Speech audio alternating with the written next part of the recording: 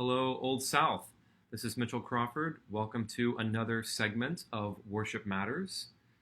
I wanted to talk a little bit about the music we did in yesterday's service. One of the goals at Old South, musically speaking, is to cast as wide a net as possible with regard to our repertoire.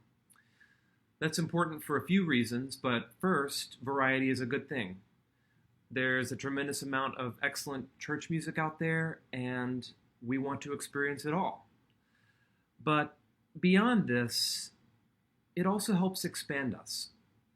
I think back to Brian Haynes' visit to Old South this past fall, when he concluded our World Communion Hymn Festival with a rock-inspired setting of "Oh, for a Thousand Tongues to Sing," complete with electric guitar, drum kit, the works.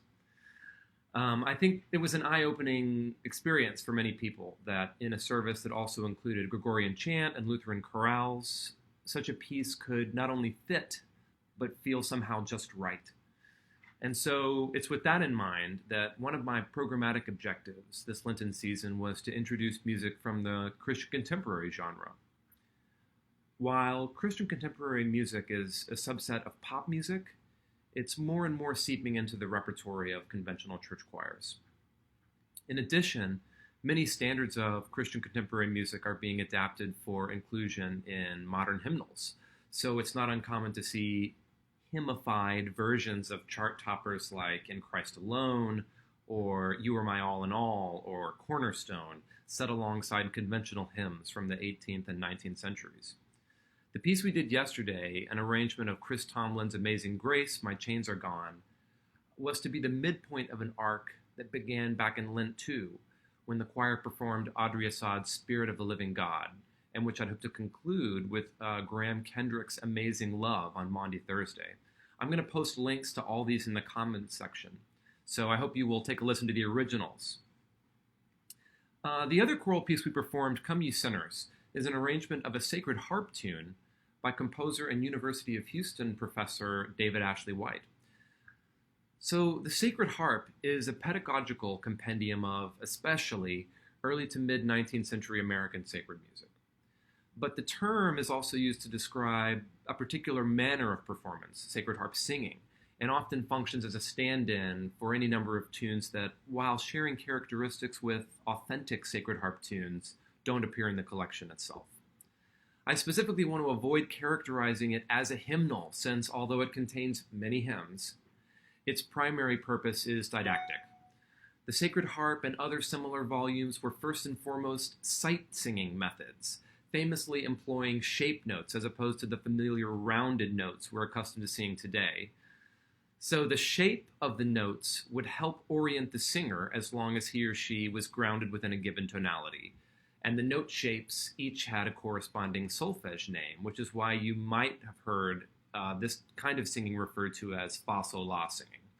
And I thought I would also attempt to show you this. I have brought for you today my own version or edition of the Sacred Harp. This is the 1991 or the most recent edition. And you can see it's pretty thick. It's got an awful lot of music in it. But as I said, it begins with a primer on, you guessed it, the rudiments of music. And so it's got for you there how to understand sort of the basic concepts before it moves into the repertory, which actually functions as the practice pieces. So while it's a great hymnal in the sense that it contains a ton of really, really excellent hymns, they're there for you to practice your sight singing. And this is Beach Spring, the tune that we sang yesterday to the text, "Come Ye Sinners."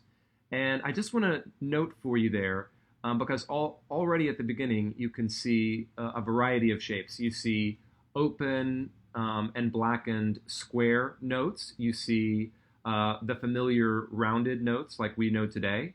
You also see kind of triangular shaped notes.